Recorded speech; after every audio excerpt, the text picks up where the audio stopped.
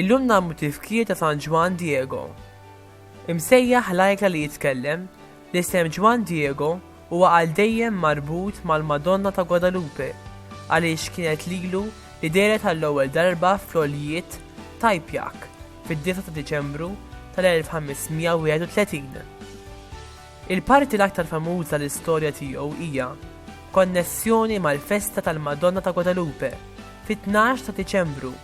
Dakinhar, il-wart li ġabar ġi ittransformat f'xbija mirakoluża tal-Madonna.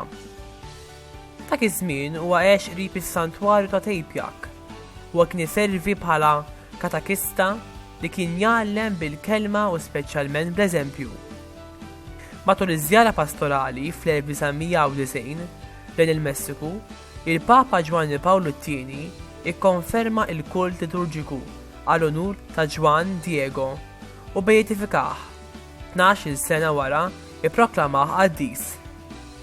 Il-Papa sejjaħ dan il-qaddis bħala Indjan sempliċi u umli li jaċċetta l-Kristjaneżmu mingħajr ma abbanduna l-identità tiegħu bħala Indjan.